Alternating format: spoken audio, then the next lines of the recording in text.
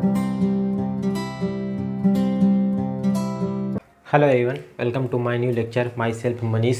तो अभी हम लोग बीएससी फाइनल ईयर वाले लोग के लिए एटॉमिक फिजिक्स का लेक्चर ले रहे हैं। ठीक है, लास्ट लेक्चर में हमने देखा था इंटेंसिटी रूल देखा था और सिलेक्शन रूल देखा था। ठीक है, इस वाले लेक्चर में क्या करने वाले हैं, इस वाले लेक्चर में हम लोग फाइन स्ट्रक्चर देखेंगे एच अल्फ़ा लाइन का। ठीक है, तो सबसे पहले मैं हेडिंग डाल देता हूँ। हेडिंग क्या हो जाएगा, fine structure of fine structure of H alpha line. Hindi में क्या हो जाएगा, एच अल्फ़ा रेखा के लिए फाइन स्ट्रक्चर। एच अल्फ़ा रेखा के लिए फाइन स्ट्रक्चर। फाइन स्ट्रक्चर को हिंदी में बोलते हैं सूक्ष्म संरचना। तो हिंदी में एच अल्फ़ा रेखा के लिए सूक्ष्म संरचना। ठीक है, ये हिंदी में हो जाएगा। तो देखते हैं क्या होता है टॉपिक में।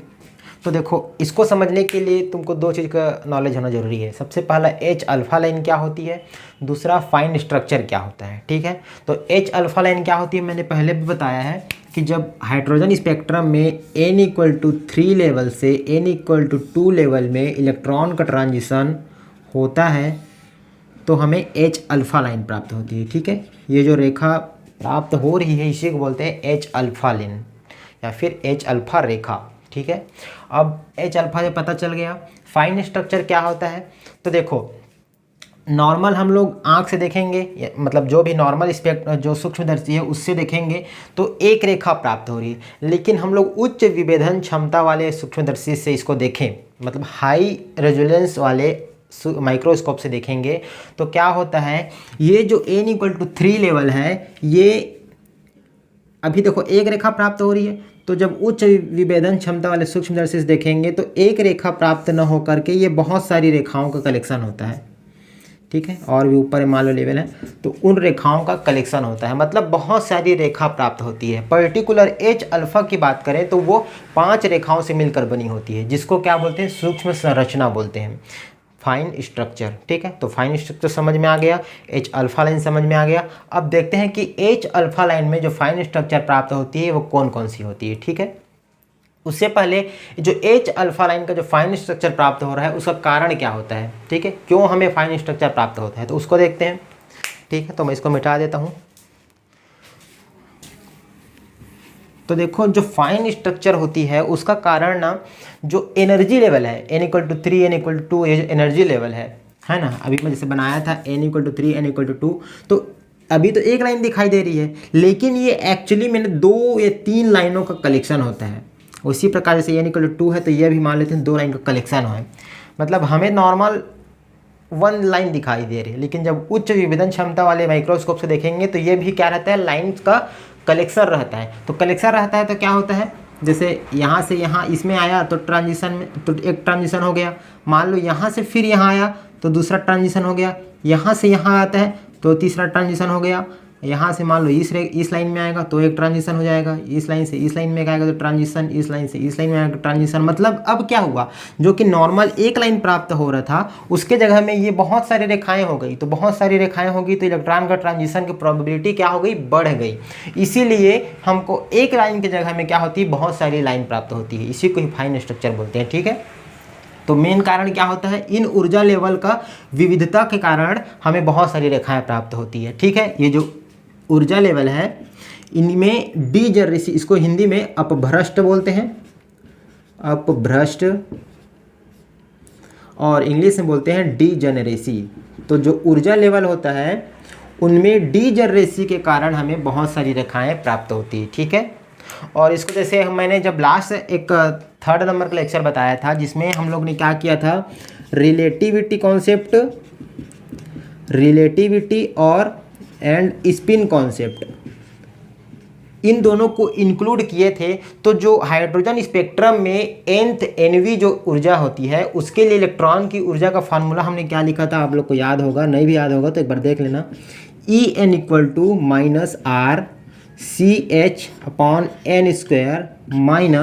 - R α² n³ और यहाँ पे था 1/j प्लस 1/2 माइनस 3/4n, ये हम लोग ने फार्मूला निकाला था। ठीक है, तो देखो ये जो लास्ट टर्म था ना, दूसरे पेन से लिख देता हूँ इसको, ये जो सेकेंड टर्म है ये वाला द्वितीय पद, इसको क्या बोलते हैं? इसको बोलते हैं स्पिन रिलेटिविटी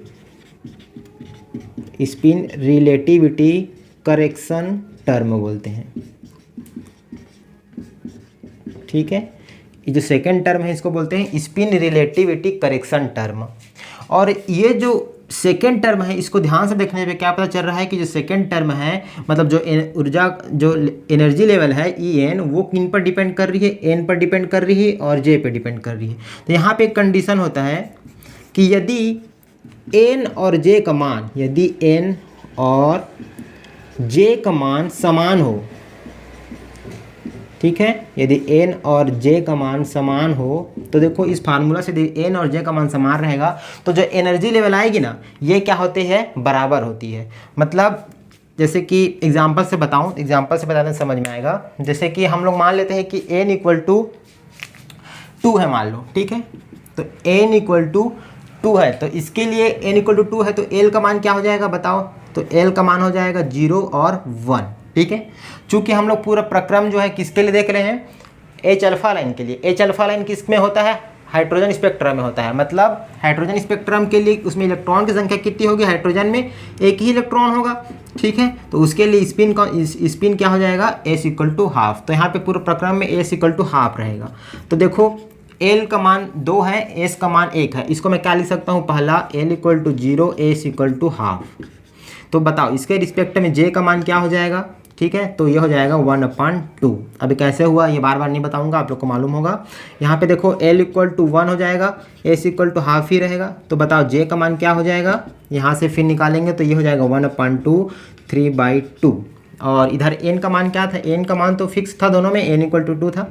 n = 2 के लिए देख रहे थे ना, तो देखो n = 2 दोनों में है, मतलब n का मान बराबर हो गया। अब देखो j के लिए भी मान, j का मान यहाँ पे क्या है? 1/2 है और j का मान यहाँ पे 2 है, लेकिन एक मान क्या है? j = हाफ भी है।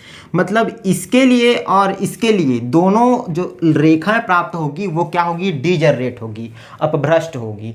वैसे यदि n = 3 के लिए देखेंगे ना तो भी वहाँ पे दो ऐसी रेखा प्राप्त होगी जो कि डीजनरेसी रखेगी, जो कि अपभ्रष्ट होगी। ठीक है, इसको H अल्फा लाइन में समझाएंगे तो अच्छे समझ में आएगा। अभी इतना समझ में आ जाना चाहिए कि जो n और j का मान समान होंगे तो जो एनर्जी लेवल रहता है ना वो क्या होती है? डीजनरेट हो जाती है, मतलब अपभ्रष्ट हो जाती है। एक लाइन जो रहती है मान लो दो उसमें 2 डीजनरेसी हो गई, वो 2 लाइन में मतलब उसमें 2 टर्म हो जाती है। ठीक है, यहाँ पे एक मान लो कुछ टर्म आया, दूसरा कुछ टर्म आया, इस टाइप से हो जाती है। जितने डीजनरेसी रहेंगे उतने लेवल में वो बढ़ जाती है। मतलब एक्चुअली में 2 टर्म आने का मतलब क्या है पता है?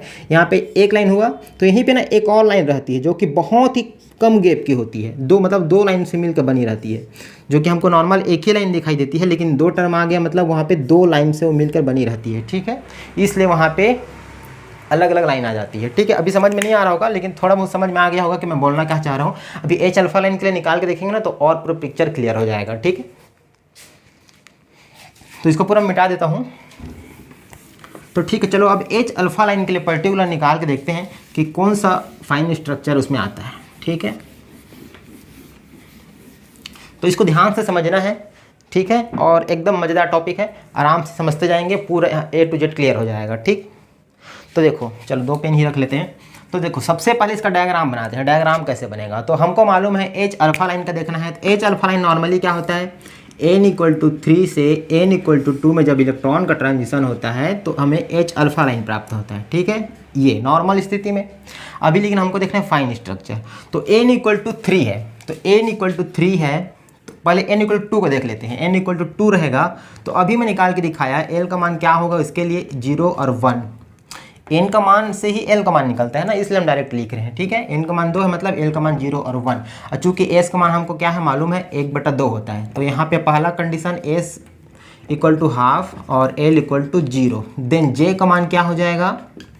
यहाँ से 1/2। यदि मैं इसका स्पेक्ट्रोस्कोपी नोटेशन लिखना चाहूँ तो मैं कैसे लिखूंगा? तो देखो स्पेक्ट्रोस्कोपी नोटेशन लिखने के लिए सबसे सामने में क्या करते हैं, इसका जनरल फॉर्म क्या होता है? NR यहाँ पे एल का मान और यहाँ पे जे का मान, ऐसे होता है, ठीक है, इसमें रखते हैं। तो सबसे पहले एन कितना है यहाँ पे 2, आर क्या होता है, तो आर निकालने के लिए क्या करते हैं 2s+1 करते हैं, ठीक है। एक मिनट में देख लेता हूँ रिकॉर्ड हो रहा है कि नहीं, जी बिल्कुल हो रहा है, ठीक है। तो देखो 2s+1 यहाँ से हम लोग निकाल सकते हैं, तो यहाँ पे s का मान क्या है 1/2, तो ये कट जाएगा, मतलब 1 + 1 = 2 आया, तो r का मान क्या है 2, ठीक है। अभी हम लोग स्पेक्ट्रोस्कोपी नोटेशन लिखे हैं जो कि मैं पहले बता चुका हूँ, ठीक है, फिर एक बार बता देते हैं। यहाँ पे l = 0 मतलब क्या हो जाएगा s, और यहाँ पे j का मान क्या है हाफ, तो इसका स्पेक्ट्रोस्कोपी नोटेशन ये हो गया, ठीक है। इसको मिटा देते हैं। अब बताओ दूसरा कंडीशन इसमें क्या हो जाएगा, s = हाफ ही रहेगा, j यहाँ पे s का मान l का मान क्या हो जाएगा 1 हो जाएगा, तो इससे हम लोग j का मान क्या निकाल लेंगे 1/2 और 3/2, ठीक है। इसका स्पेक्ट्रोस्कोपी नोटेशन लिखेंगे तो दो स्पेक्ट्रोस्कोपी नोटेशन आएगा। पहला कौन सा, तो r का मान तो सेम ही रहेगा, n का भी मान सेम रहेगा 2, तो ये 2 सामने में आ गया, और r का मान भी 2 हो गया, ठीक है। यहाँ पे अब l का मान क्या है 1 है, तो ये हो जाएगा p, j का मान 2 है, तो ये पहला नोटेशन। दूसरा नोटेशन ये कुछ इस प्रकार से, ठीक है। तो देखो ये जो लाइन है यहाँ पे भी n का मान 2 है, यहाँ पे भी n का मान 2 है ये, और j का मान क्या है 1/2 है, और j का मान यहाँ पे भी क्या है 1/2 है, मतलब ये दोनों जो लाइन है ना ये क्या होंगी डिजनरेट होगी, अपभ्रष्ट होंगी। अब इसको मेरे को डायग्राम में दिखाना है, तो डायग्राम में कैसे दिखा दूंगा, n = 2 के लिए लेके चले हैं, मतलब ये लेवल की बात कर रहे हैं ना, तो ये टोटल 3 लाइन में बट रही है, 1 2 और 3, लेकिन ये लाइन और ये लाइन दोनों अपभ्रष्ट है, डिजनरेट है, मतलब उसको हम लोग क्या करेंगे एक लाइन में लिखेंगे, और ये अलग है तो इसको हम लोग अलग लाइन में लिखेंगे। तो देखो n = जो 2 है ये क्या होगी 2 अलग अलग रेखाओं में बढ़ जाएगी। सबसे पहला नीचे 1, दूसरा 2, ठीक है। नीचे वाले टर्म क्या लिखेंगे, जो डिजनरेट है ना उसको लिखेंगे, ठीक है। तो 2 इसको मैं लिख दिया 2s 1/2, और दूसरा ये वाला 2p 1/2। आई थिंक समझ में आ गया होगा। और ये जो डिजनरेट नहीं है तो ये अलग हो जाएगा, ध्यान रखना, जो j का मान नीचे रहता है ना, मतलब जो जिसमें कम रहता है वो नीचे आता है, ठीक है। 1/2 नीचे है, 3/2 से कम है तो वो नीचे आएगा, और 3/2 क्या है ज़्यादा है 1/2 से, तो वो ऊपर रहती है, ठीक है। तो अभी 3/2 वाला अलग लिखेंगे, तो ये हो जाएगा 2 और ये हो जाएगा p 3/2, मतलब n = 2 जो है वो 2 लेवल में अलग अलग बढ़ गया, जिसमें से जो नीचे वाला लेवल है ये डिजनरेट है, ये 2 टर्म इसमें आएंगे। ओके, समझ में आ गया।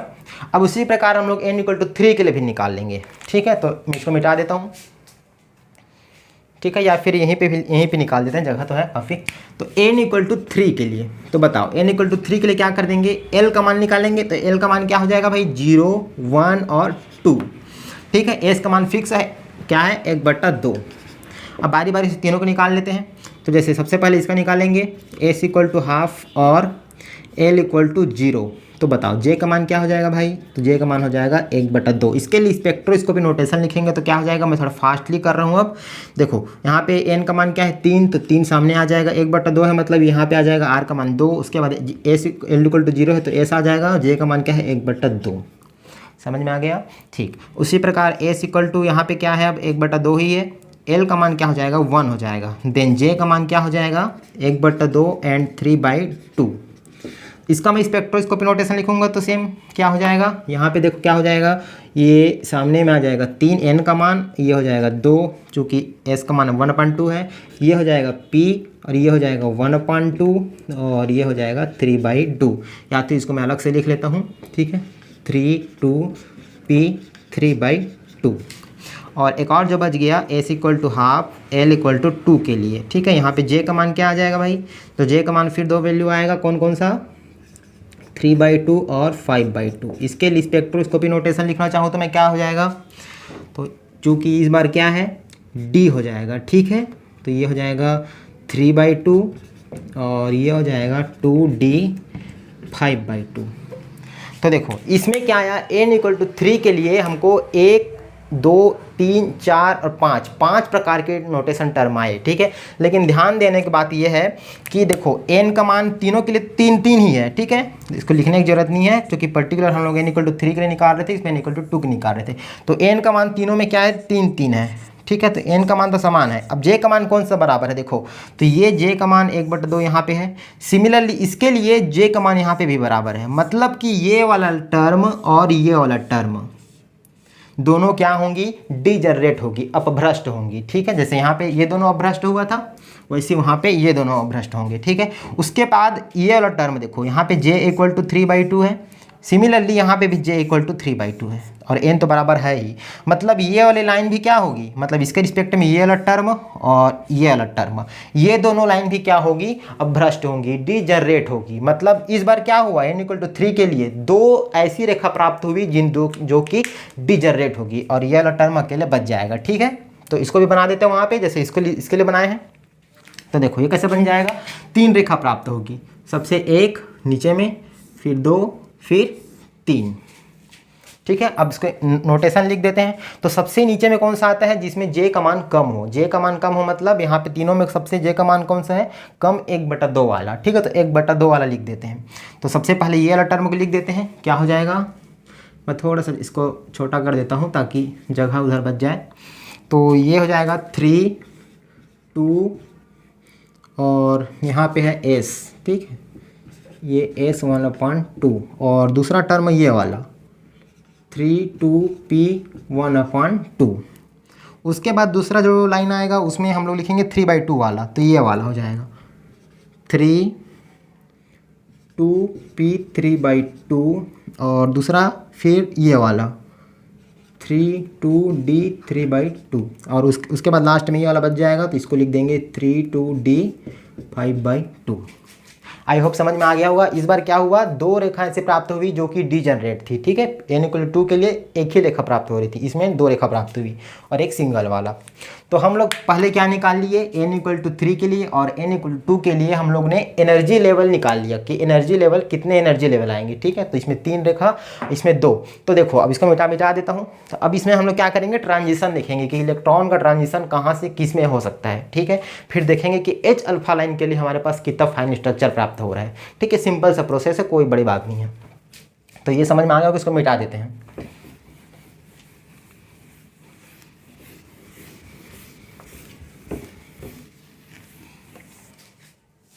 ठीक है, चलो अब देखते हैं।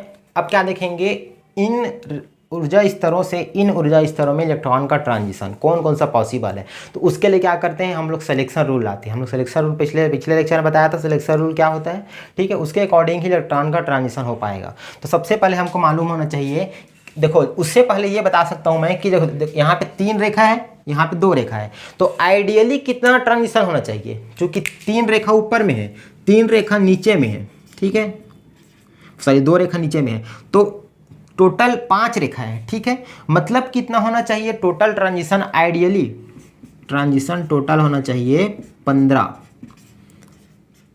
ठीक है, टोटल ट्रांजिशन होना चाहिए 15। कैसे मैं 15 बोल दिया, क्योंकि देखो ऊपर में एक टर्म है तो यहाँ से इसमें आया, फिर वहाँ से नीचे भी आ जाएगा एक दूसरा टर्म, यहाँ पे 2 टर्म है तो वहाँ से नीचे में 2 बार आ जाएगा, 3 हो गया। उसके बाद सेकंड से देखो, सेकंड से फिर ऐसे देखेंगे तो सेकंड में ऊपर में 2 है और नीचे में 3 है, तो 2 मतलब पहला वाला टर्म तीनों से होगा तो 3 आ जाएगा। उसके बाद दूसरा वाला भी तीनों से होगा तो 3 टर्म आएगा। और पहले में हमारे पास कितना आया था, 3 टर्म है ना। तो सबको मैं अभी मैं ये जनरली फॉर्म में बता रहा हूँ ट्रांजिशन टोटल कितने पॉसिबल है। उसके बाद इस रेखा से देखो तो इस वाले टर्म में तीनों में होगा और ये वाला टर्म में भी तीनों में करेगा, तो कितना हो गया, 3 3 6 3 9 3 4 12 3 5 15। ठीक है, मतलब यदि सिलेक्शन रूल नहीं देखे, सिलेक्शन रूल लागू नहीं करे, तब टोटल ट्रांजिशन कितना हो रहा है, 15। ठीक है, ये मतलब टोटल है। यदि हम लोग ट्रांजिशन रूल लागू करेंगे, जो कि जरूरी है, ट्रांजिशन रूल के अकॉर्डिंग ही वहाँ पे ट्रांजिशन होता है। ठीक है, तब कितना होता है वो हमको देखना है। तो ये ऐसे जनरली बता दिया कि जनरल फॉर्म में कितना ट्रांजिशन होता है। ठीक है, तो कंफ्यूज नहीं होना है। तो चलो अब सिलेक्शन रूल हमको मालूम है। सिलेक्शन रूल क्या होता है भाई, उसको पहले लिख देते हैं, सिलेक्शन रूल। तो आप लोग को मैं पिछले लेक्चर में बताया था सिलेक्शन रूल क्या होता है कि पहला डेल एल का मान क्या होना चाहिए, ±1 होना चाहिए, तभी इलेक्ट्रॉन का ट्रांजिशन हो पाएगा। दूसरा क्या बताया था, डेल जे का मान क्या होना चाहिए, या तो 0 होना चाहिए या तो फिर ±1 होना चाहिए। इनके अकॉर्डिंग ही इलेक्ट्रॉन का ट्रांजिशन होता है, ठीक है। इससे एक्सीड करेगा या मान लो 2 आ रहा है या तो 3 आ रहा है तो डिफरेंस जो है तो वो वहाँ पे इलेक्ट्रॉन का ट्रांजिशन नहीं हो पाएगा, ठीक है। अब यहाँ पे बारी बारी से चेक करके देखेंगे किन में ट्रांजिशन हो पा रहा है किन में नहीं हो रहा है, ठीक है। तो ये आपको समझ में आ गया सिलेक्शन रूल। तो देखो, तो सबसे पहला लाइन करते हैं। देखो यहाँ पे मान लो इलेक्ट्रॉन है, ठीक है, वहाँ पे इलेक्ट्रॉन है तो उसके 3 प्रोबेबिलिटी बनेंगे नीचे आने के लिए। सबसे पहला यहाँ से यहाँ पे एक आएगा, ठीक है, पहला प्रोबेबिलिटी। दूसरा यहाँ से यहाँ पे भी आ सकते हैं, दूसरा प्रोबेबिलिटी। लेकिन यहाँ पे क्या है, 2 अलग अलग स्टेट है तो यहाँ से यहाँ पे भी तो आ सकते हैं 2 बार, है ना। एक बार इसके साथ आएगा, एक बार इसके साथ आएगा, मतलब टोटल 3 बार पॉसिबल है। तो अब हमको इसमें क्या करना है, सिलेक्शन रूल लगाना है। सिलेक्शन रूल के अकॉर्डिंग यदि आ रहा है तो ट्रांजिशन कर लेगा, और यदि मान सिलेक्शन रूल से एक्सीड कर रहे हैं तो इलेक्ट्रॉन का ट्रांजिशन नहीं हो पाएगा। तो सबसे पहला हम लोग यहाँ पे गेस करते हैं, ठीक है। तो देखो कौन सा लाइन था, 2d5/2। n को मैं नहीं लिख रहा हूँ, ठीक है, n का मान सब में बराबर है तो बार बार लिखने की जरूरत नहीं है। 2d5/2 से ट्रांजिशन होगा यहाँ पे 2p, इस वाले लाइन की बात कर रहा हूँ, ठीक है, 2p3/2 में। अभी चलो बना देते हैं, बाद में अगर नहीं आता है सिलेक्शन रूल के अकॉर्डिंग तो मिटा देंगे। तो यहाँ पे यहाँ एक ट्रांजिशन हो गया। तो देखो अब इसके लिए हमको चेक करना है डेल एल का मान और डेल जे का मान, ठीक है। तो यहाँ पे मैं डेल एल लिख देता हूँ, यहाँ पे मैं लिख देता हूँ डेल जे। तो इसके लिए डेल एल का मान कैसे निकालते हैं, मैं बताया था। ये एल का मान हो गया, तो पी और डी को मैं क्या लिख सकता हूँ, 2। पी को मैं लिख सकता हूँ 1, मतलब क्या आया, 1 आया। हमारे सिलेक्शन रूल में 1 तो है भाई, तो मतलब सही है डेल एल का मान, ठीक है। इसको थोड़ा अच्छा से बना लेना, और ये ठीक। अब डेल जे का मान निकालना है, तो डेल जे का मान कैसे निकालेंगे, जे में से जे घटा देंगे। तो 5/2 में से 3/2 में घटा दिया तो कितना आया, 1। मतलब यहाँ पे भी क्या हुआ, सिलेक्शन रूल के अकॉर्डिंग है। मतलब डेल एल का भी मान सही आ रहा है, डेल जे का भी मान सही आ रहा है। इसका मतलब है कि ये वाला ट्रांजिशन पॉसिबल है, मतलब इस लाइन से यहाँ पे इलेक्ट्रॉन का ट्रांजिशन हो जाएगा, ठीक है। उसके बाद क्या करते हैं, इस लाइन से इसमें चेक करते हैं क्या इसमें यहाँ से यहाँ पहुँच पाएगा। तो देखो चेक करो, थोड़ा सा बड़ा बनेगा लेकिन ध्यान देना है भाई, ठीक है आपको।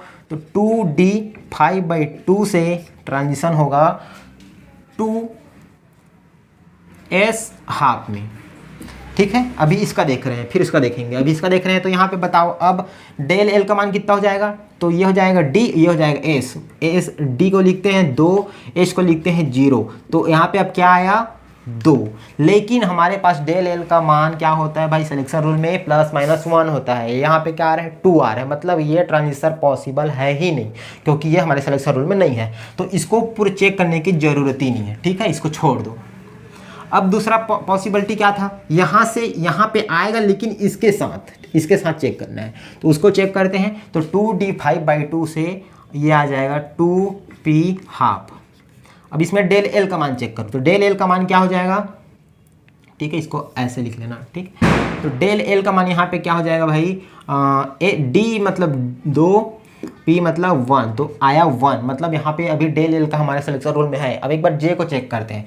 तो जे को चेक करेंगे तो क्या हो जाएगा, 5/2 में से 1/2 को घटाना है, तो ये हो जाएगा 4/2, तो मतलब 2। तो क्या हमारे सिलेक्शन रूल में 2 है क्या, नहीं है। मतलब कि ये वाला भी ट्रांजिशन पॉसिबल नहीं है, मतलब इसको मिटा दो, कोई मतलब नहीं लिखने का। अभी तुमको समझाने के लिए मैं यहाँ पे लिख रहा हूँ, ठीक है। मतलब कि इस लेवल से इलेक्ट्रॉन का ट्रांजिशन सिर्फ इसी बस लेवल में हो पाएगा, इन दोनों लेवल में कदापि नहीं हो पाएगा, क्योंकि वो सिलेक्शन रूल से बाहर जा रहा है। तो यहाँ पे आपको समझ में आ गया होगा। तो इस रेखा से सिर्फ एक ही लाइन प्राप्त हुआ, ठीक है। उसी प्रकार सब में देखेंगे। तो अब बताओ दूसरा क्या हो जाएगा। अब यहाँ पे मान लो इलेक्ट्रॉन है, यहाँ पे इलेक्ट्रॉन है, तो क्या इसमें आएगा।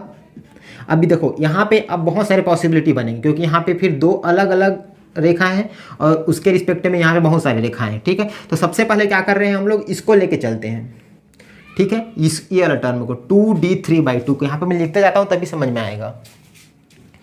2d3/2 लाइन से मैं चेक कर रहा हूँ इसमें, ठीक है, 2p3/2। तो यहाँ पे डेल एल का मान देखो क्या हो जाएगा, 2 में से 1 जाएगा मतलब 1। तो हमारे लाइन में भी है। उसके बाद इसका चेक करो, तो डेल जे का चेक करेंगे तो 3/2 में से 3/2 जाएगा, मतलब आया 0। मतलब हमारे सिलेक्शन रूल में ये है, मतलब कि ये वाला ट्रांजिशन पॉसिबल है। कौन सा?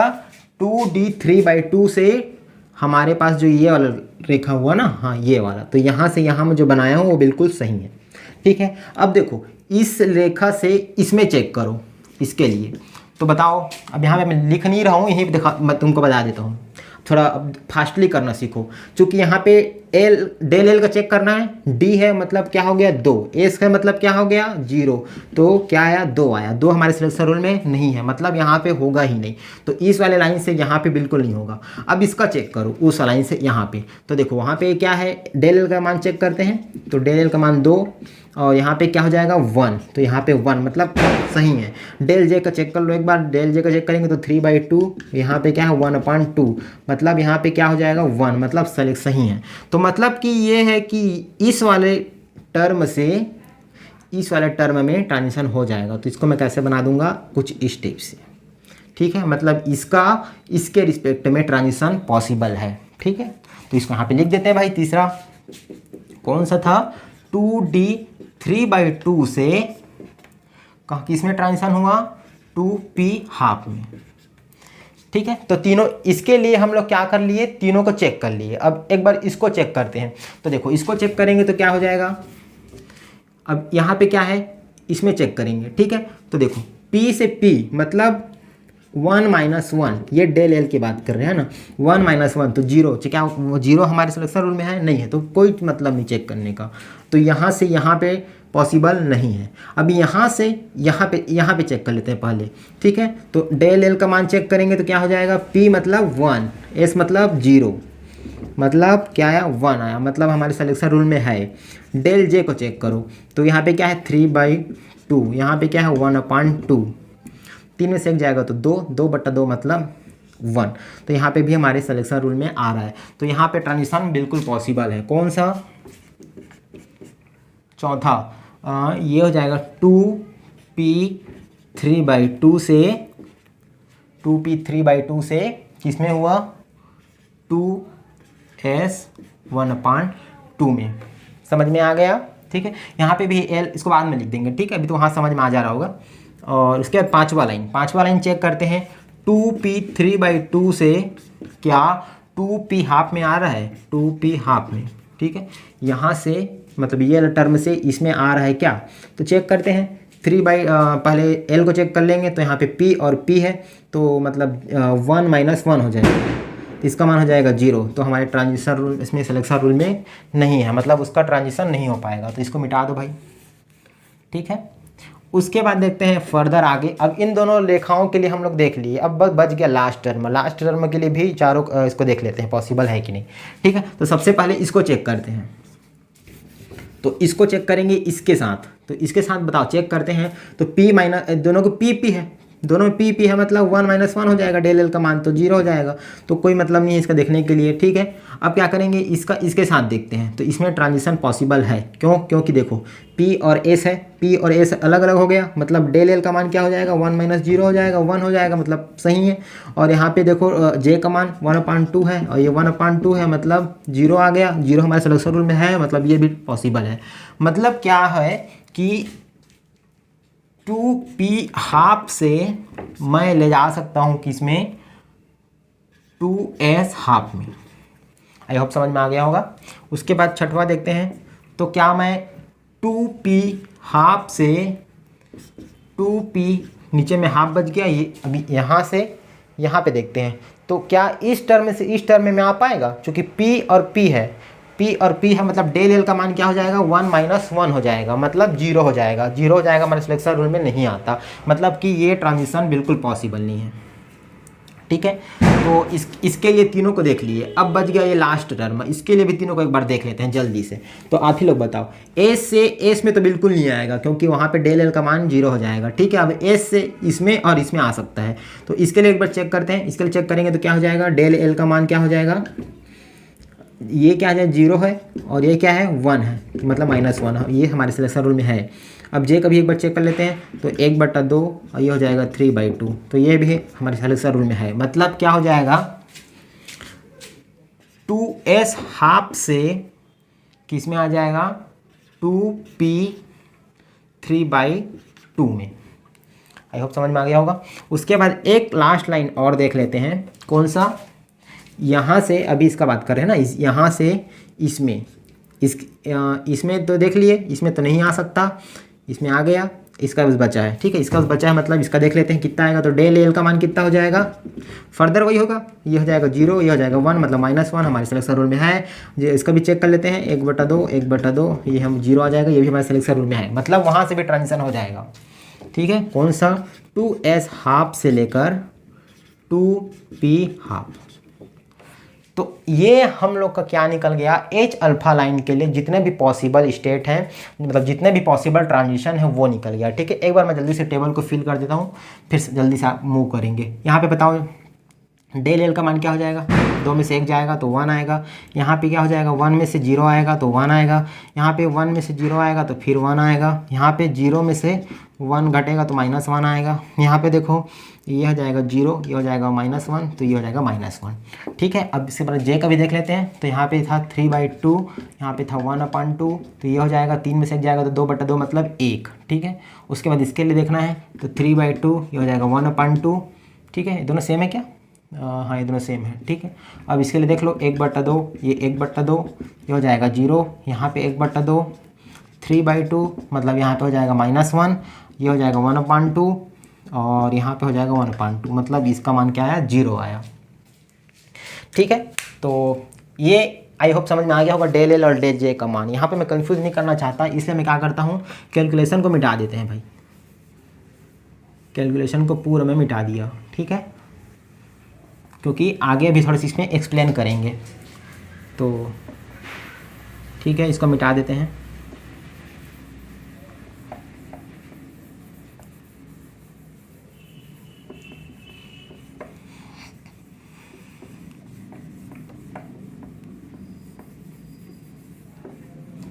ठीक, तो ये डेल एल का मान निकल गया, डेल जे का मान निकल गया। टोटल कितने प्रकार के यहाँ पे ट्रांजिशन प्राप्त हुए, 3 3 6 7 प्रकार के। ठीक है, एक बार डायग्राम में भी इसको शो कर देते हैं, हम सिर्फ 3 ही बस शो किए हैं अभी तक। तो ये वाला यहाँ से यहाँ प्राप्त हुआ, बिल्कुल सही। उसके बाद 3/2 से यहाँ से इसमें प्राप्त हुआ, भी सही। तीसरा भी प्राप्त हो गया, ये भी सही। चौथा को एक बार बचा है ना, चौथा देखेंगे 2p3/2 से, यहाँ इस रेखा से 2s हाफ में, मतलब यहाँ पे आएगा, तो इस रेखा से ये हो जाएगा इस लाइन में। ठीक है, चौथा प्राप्त हो गया।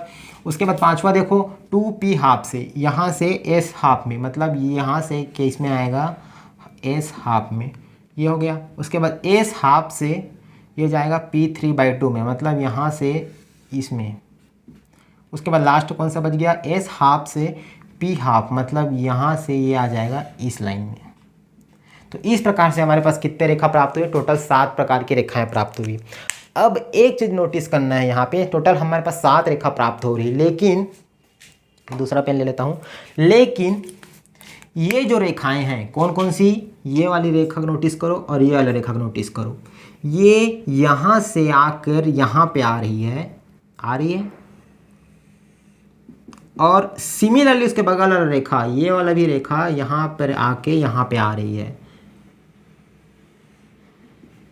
ठीक है, दोनों एक ही रेखा तो है, इस लेवल से इस लेवल में आ रही है, इस लेवल से इस लेवल में आ रही है। भले यहाँ पे अलग अलग टर्म है, उसके रिस्पेक्ट में आ रही है, लेकिन रेखा तो एक ही रेखा 2 बार प्राप्त हो रही है। तो क्या करते हैं, 2 बार रेखा प्राप्त हो रही है ना, तो इसको एक रेखा को छोड़ देते हैं, क्योंकि ये डीजनरेट हो जाती है, मतलब अपभ्रष्ट रेखाएं कहलाती है, तो इसको हम लोग छोड़ देते हैं। ठीक है, उसी प्रकार एक चीज़ और नोटिस करो, इस रेखा से, मतलब इस पॉइंट से इस पॉइंट में आ रही है, इस वाले भी पॉइंट से इलेक्ट्रॉन यहाँ से यहाँ पे आ रही है, तो ये भी सेम ही है, तो मैं क्या कर सकता हूँ, एक रेखा को छोड़ सकता हूँ, क्योंकि ये दोनों डीजनरेट है। ठीक है, तो आपको समझ में आ गया होगा मैं क्या बोलना चाह रहा हूँ, 2 सेम है, इसलिए उसको हटा दिए। ठीक है, इसको मैं मिटा देता हूँ। तो देखो टोटल 7 रेखा प्राप्त हो रही थी, अब क्या किए, 2 रेखा को हटा दिए, तो अब हमारे पास कितना रेखा प्राप्त हुई, टोटल 5 रेखा। अब पांचों रेखा के रिस्पेक्ट में यदि हम लोग स्पेक्ट्रम लाइन निकाल के देखें, तो पहले एक रेखा के रिस्पेक्ट में एक ही रेखा प्राप्त हो रही थी। अब इस पे ये वाला ट्रांजिशन के रिस्पेक्ट में एक रेखा प्राप्त हुई, इसके रिस्पेक्ट में दूसरा रेखा प्राप्त हुई, इसके रिस्पेक्ट में तीसरा रेखा प्राप्त हुई, इसके रिस्पेक्ट में चौथा रेखा प्राप्त हुई, इसके रिस्पेक्ट में पांचवा रेखा प्राप्त हुई। मतलब हमारे पास जो एच अल्फा लाइन होती थी वो एक लाइन होती थी, लेकिन अब क्या हो रही है, टोटल 5 एच अल्फा लाइन प्राप्त हो रही है। मतलब एच अल्फा लाइन का कितने फाइन स्ट्रक्चर होते हैं, 5। इसको एच अल्फा लाइन मत लिखना, इसको 5 fine structure, 5 fine structure for H alpha. मतलब एच अल्फा लाइन के लिए हमारे पास टोटल 5 फाइन स्ट्रक्चर प्राप्त होते हैं। ठीक है, अब एक चीज़ नोटिस कर सकते हो, हम दो लाइन को गायब किए हैं ना, तो 2 लाइन गायब किए हैं, तो उसके रिस्पेक्ट में यहाँ पे भी अब ट्रांजिशन क्या हो जाएगा, 2 कट जाएंगे। ठीक है, मैं एक बार देख लेता हूँ इसमें। तो ये पहला हमारा प्राप्त था, ठीक है, दूसरा भी प्राप्त था, तीसरा 2d3/2 से, ठीक है, 2p हाफ में। तो एक मैं चेक करता हूँ कि ये लाइन कटा है या ये वाला लाइन कटा है। ठीक है, 1 मिनट। तो ठीक है, आगे बढ़ते हैं। तो देखो यहाँ पे पर्टिकुलर बुक में ये नहीं लिखा है कि इसमें से इन दोनों जो रेखा में काटा उसमें कौन से रेखा को काटना है। ठीक है, आप कोई से भी एक रेखा काट सकते हो, क्योंकि दोनों डिजनरेट है, तो कोई भी एक रेखा को छोड़ सकते हो, एक रेखा को हटा सकते हो। तो देखो ये तो अपना सिंगल था, ये पहला टर्म, ये वाला लाइन, इसको मैं नंबरिंग भी कर देता हूँ। ठीक है, आपको समझ में आ जाएगा। ये जो था ना पहला लाइन था, कौन सा, यहाँ से यहाँ तक आ रहा है, ये वाला लाइन। दूसरा 2d3/2 से 2p3/2 में, मतलब ये से यहाँ आ रहा है। ठीक है, आई होप यही है, ये वाला है। तो ये हो जाएगा दूसरा लाइन। ठीक है, तीसरा लाइन कौन सा था, 2d3/2 से, ये था 2p हाफ में, 2p हाफ मतलब ये वाला लाइन। ठीक है, मतलब ये वाला लाइन यहाँ से यहाँ, तो ये था अपना तीसरा लाइन। उसके बाद चौथा लाइन कौन सा था, 2p3/2 से, ये था 2s हाफ में, तो यहाँ से था s हाफ में, वही जिसको मैं मिटाया। ठीक है, तो उसको मिटा सकते हैं। इन दोनों क्या है, डिजनरेट है, तो मैं इसको मैं क्या कर देता हूँ, मिटा देता हूँ। ठीक, तो इसको अभी मिटा दो। उसके बाद देखो एक और लाइन मिटाया था मैं। ठीक है, उसको चेक कर लेते हैं कौन सा था। तो यहाँ पे था 2p हाफ से 2s हाफ, मतलब 2s हाफ इसमें। तो ये था हमारा, अब ये हो जाएगा चौथा लाइन। ठीक है, इसको मैं चौथा कर देता हूँ। और ठीक है, आगे देख लेते हैं नंबरिंग। तो ये हो जाएगा, और इसको देखते हैं एक बार, 2s हाफ मतलब ये वाला लाइन से 2p3/2 मतलब यहाँ से यहाँ, बिल्कुल सही है, ये हो जाएगा 5वां। ठीक है, तो इसको मैं नंबर दे देता हूँ 5वां। और ये जो था ना, ये डिजनरेट था, जिसको हम लोग मिटाए। कौन सा था, 2s हाफ से यहाँ पर था पहले, उसमें से आया था p हाफ में, यहाँ से ये वाला लाइन था, तो इसको हम लोग मिटा दिए है ना, चूँकि ये लाइन हमारे पास पहले से आ चुका है, तो इसको मिटा दिए। दोनों में से कोई भी ले सकते हो, इसको रहने देना, इसको मिटा देना, तो भी कोई दिक्कत नहीं है। ठीक है, तो इसको मैं मिटा दिया। तो अब हमारे पास टोटल कितना रेखा प्राप्त हुई, एच अल्फा लाइन के लिए 5 फाइन स्ट्रक्चर प्राप्त हुआ, 3 और 2 5। अब इसमें तुम एक चीज़ नोटिस कर सकते हो कि ये जो 5 रेखा प्राप्त हुई है, उनके लिए स्पेक्ट्रमी रेखा ये प्राप्त हुई है। तो इनमें किसकी इंटेंसिटी ज़्यादा होगी। ठीक है, तो इंटेंसिटी रूल से मैं इसको निकाल सकता हूँ भाई। पिछले लेक्चर में सिलेक्शन रूल बताया था और इंटेंसिटी रूल बताया था, तो उसी की मदद से हम लोग क्या करेंगे, यहाँ पे ये चेक कर सकते हैं कि कौन सा जो स्पेक्ट्रमी रेखा है उसकी इंटेंसिटी ज़्यादा होगी। क्योंकि हमको पता नहीं है, 5 रेखा प्राप्त हो रही है, फाइन स्ट्रक्चर किसकी ज़्यादा होगी। तो उसके लिए क्या चेक करते हैं, तो मैं उसके लिए रूल बताया था, 3 रूल बताया था आई थिंक, कि डेल एल और डेल एल और डेल जे, इसका मान जिसके लिए बराबर होगा, समान होगा, उसकी इंटेंसिटी सबसे ज़्यादा होती है। तो यहाँ पे अब चेक करते हैं डेल एल और डेल जे का मान किस में बराबर है। तो देखो इसके लिए भी 1 है, इसके लिए भी 1 है, इसके लिए तो अलग अलग हो गया, तो इसके लिए भी 1 है, इसके लिए भी 1 है, बाकी इसके लिए भी बराबर है, इसके लिए भी बराबर है। ठीक है, मतलब कि 1 2 और 3, इन तीनों रेखाओं का जो स्पेक्ट्रमी जो रेखा प्राप्त हो रही है उसकी इंटेंसिटी सबसे ज़्यादा होगी। अब दूसरा कंडीशन ये बताया था, ठीक है सर डेल एल और डेल जे का मान तो समान है, इसके लिए बराबर होगी। तो अब इन तीनों में, तीनों बराबर है, तो कैसे डिफरेंस क्रिएट करें कि किसकी ज़्यादा होगी तीनों में से। तो क्या बताया था, जिसमें डेल जे का मान सबसे ज़्यादा होगा उसके लिए सबसे ज़्यादा तीव्रता होगी। तो यहाँ पे डेल जे का मान चेक करते हैं, तो इसके लिए बराबर है, तो इसमें जे का मान क्या है, 5/2 के रिस्पेक्ट में हो रहा है, यहाँ पे 3/2 के रिस्पेक्ट में हो रहा है।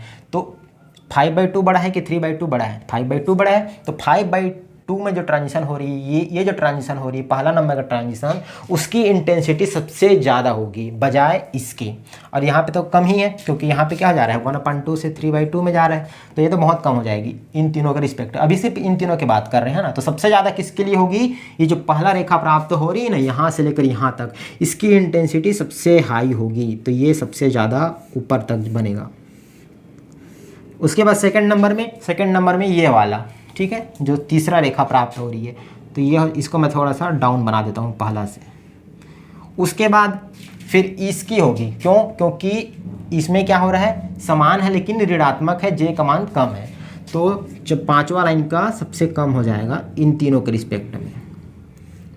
ठीक है, अब जो बच गया, मैं क्या बताया था, तीसरा रूल, जिसमें डेल एल और डेल जे का मान असमान है, उसके लिए इंटेंसिटी रूल सबसे कम होगी, इसके लिए सबसे ज़्यादा होगी और इसके लिए सबसे कम होगी। जिसमें डेल एल और डेल जे का मान क्या हो, सबसे कम हो। तो देखो यहाँ पे डेल एल और डेल जे का मान क्या है, यहाँ पे अलग अलग है, ठीक है, दोनों में अलग अलग असमान है, यहाँ पे भी असमान है, लेकिन इसके लिए क्या करेंगे, ये चेक करेंगे कि इसमें जे का मान किसके लिए ज़्यादा है, तो जे का मान इसमें ज़्यादा है, 3/2 है, और इसके लिए क्या है 1/2 है, मतलब इसकी इंटेंसिटी ज़्यादा होगी, इसकी इंटेंसिटी कम होगी।